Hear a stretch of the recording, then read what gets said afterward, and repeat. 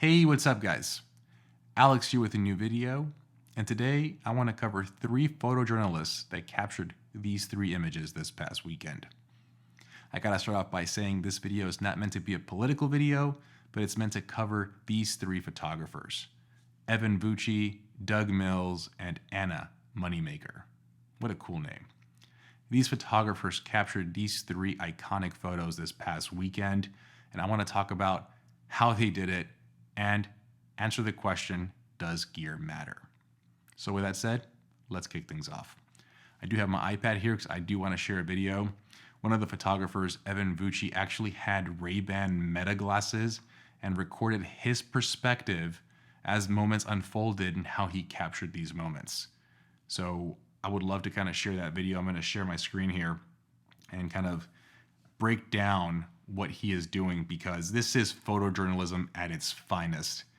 When you think about a moment like this, he's putting his life, all these photojournalists are putting their life at risk here as this is unfolding. They're not running away from the moment, they're running to the moment to capture these images, and the courage they showed to take these photos is just unreal. So we gotta definitely give them credit there.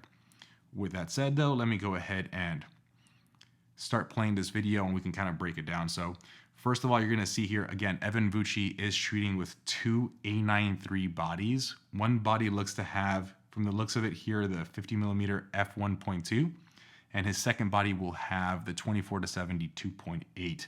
So let's go ahead and play this video.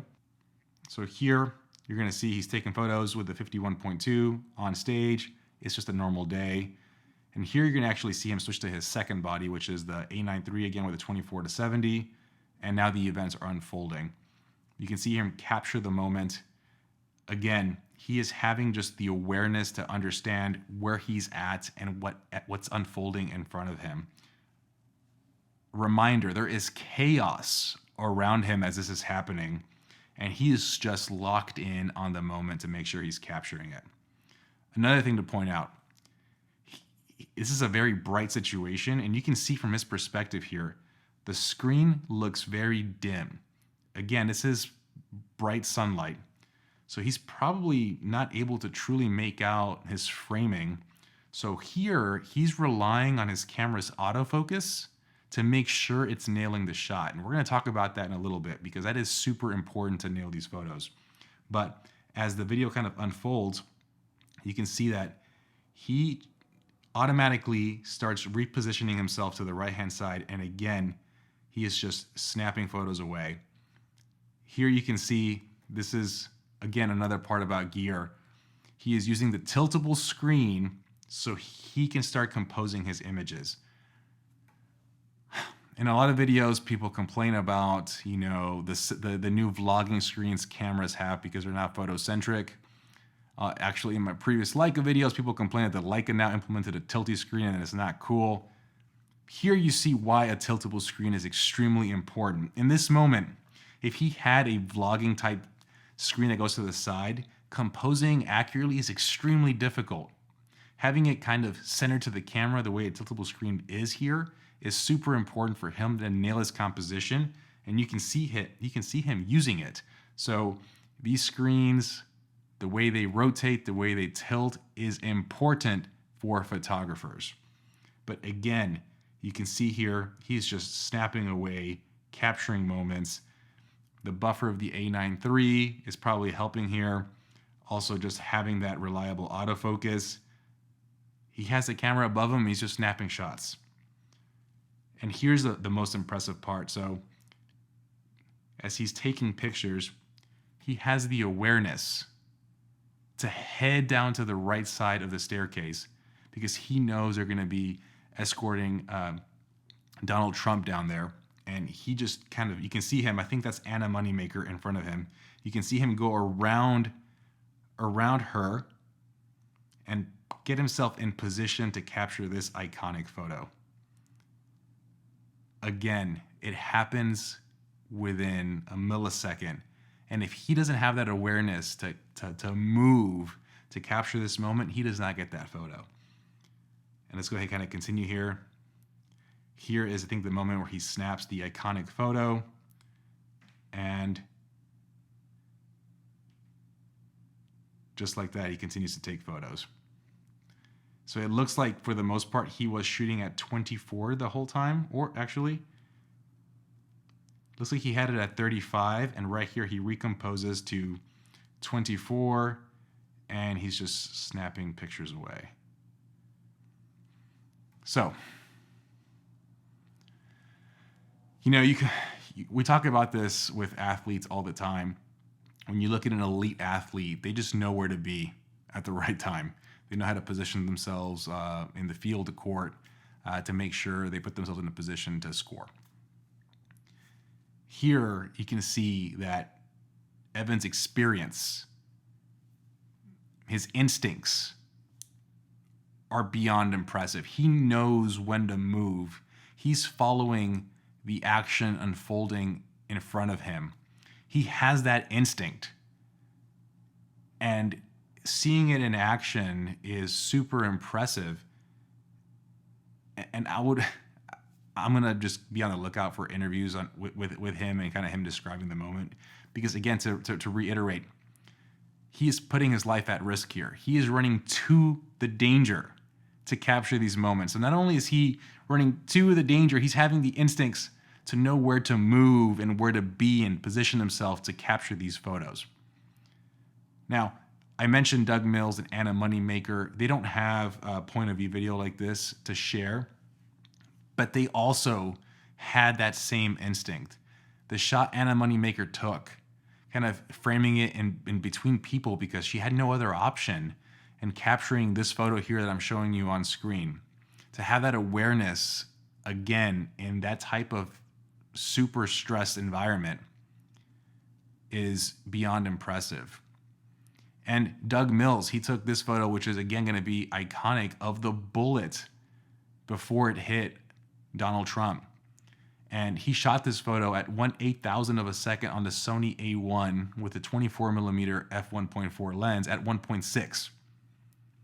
So he has the instinct and the awareness to shoot at a high shutter speed, because if you think about those settings, shooting at 1.6, the only reason he's doing that is because he's shooting at such a high shutter speed, so he has a proper exposure. So he's shooting for action. He's trying to be ready in case anything happens, and that's why he has such a high shutter speed. And that awareness, again, you only get by experience. So I wanted to answer this question here. Does gear matter? And I'm going to say it does, but not as much as the photographer's instinct. Without these three photographers' instincts of knowing where to stand, where to be, these photos don't get captured. So most importantly is the photographer. It's the experience, the awareness, and the bravery they showed to document history. That is by far the most important thing, and want to make sure we put that up here. That trumps everything. No pun intended. But gear also matters. So these photographers were using Sony. I think Anna Moneymaker is using Canon. But when you look at Doug Mills shooting with a Sony A1 at 1/8,000th of a second with a 50 megapixel sensor, that picture you're seeing with the bullet is cropped in. Now, based on the metadata I've seen from different sources, it looks like the photo they're showing is like a 3 megapixel photo or 4 megapixel photo. Now that could be because of the JPEG, or it's cropped in heavily to be able to capture that moment. And you can only do that if you have that high resolution sensor. And when you look at Evan Vucci shooting with a Sony A9 III, and you look at some of the photos he takes, gear matters. He's using the tiltable screen to be able to compose his shots. He's shooting completely above his head. I'm not even sure he can see clearly what he's shooting, which means at that angle, he's relying on autofocus to nail the shot, to be accurate, to work. If you think about it, like, autofocus misses there, if it hits the sky, if it hits something else, you don't have this iconic photo. So with a combination of a tiltable screen here, Again, sounds insignificant, but like a lot of cameras now are switching to the vlogging style screen, which is great for vlogging, but not great for professional photography. I personally find it extremely hard to compose when the screen is to the side, not centered with the camera. So you can see it here in action, how it helps the photographer nail the shot.